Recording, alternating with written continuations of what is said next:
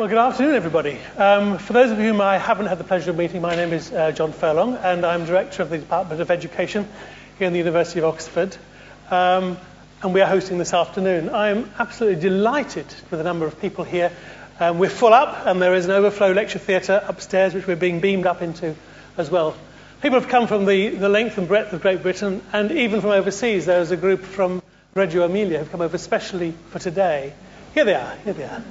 Benvenuti, benvenuti.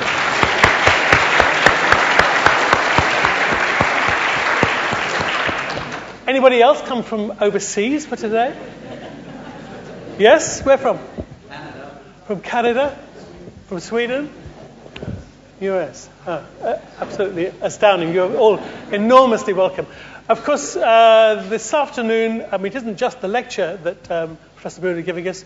We're also, later on in the afternoon, opening a new building called the Jerome Bruner Building in the Department of Education. And we have the Under-Secretary of State, Andrew Adonis, for schools. Andrew Adonis is coming to join us for that part of the afternoon's activities. When we dreamed up this idea of naming a new building after Jerry Bruner, who used to work in those buildings when he was the Watts Professor of Psychology here in the 70s. When we dreamed up that idea, I had no idea that he would actually encourage him to come over from New York. And then when he said he would come over, I had no idea he would actually agree to give a lecture. Just absolutely fantastic. And I'm delighted that he's here.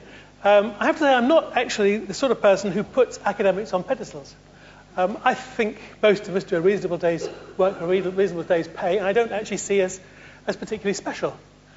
Except, and there are a few people in my 35 years as an academic that actually are different. People who can actually make the hairs on the back of my neck stand up on end. I think of Basil Bernstein in the field of education.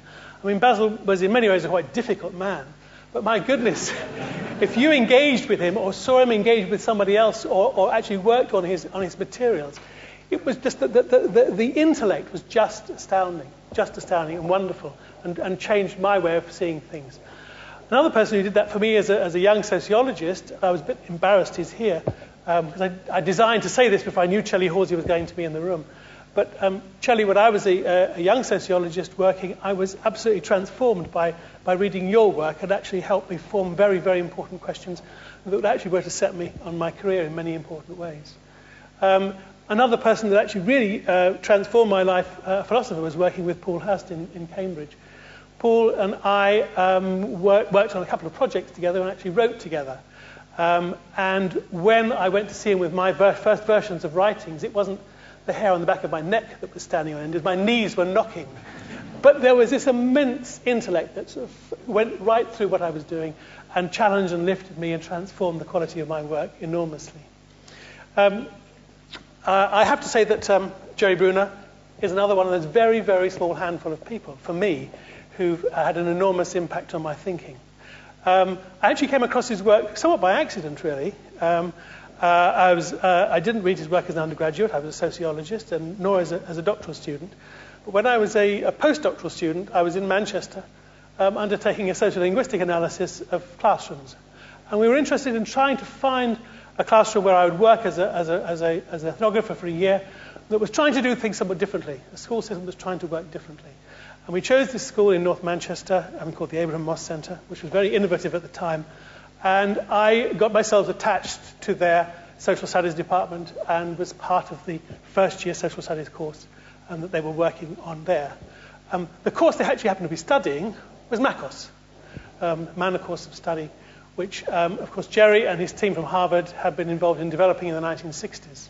He also told me yesterday that was the course that Ronald Reagan, when he was governor of California, threw out as left-wing subversion. Why should, Reagan asked, young people in America want to study other cultures if they're going to have a critical perspective on their own culture? Why should they do that? This was obviously left-wing subversion.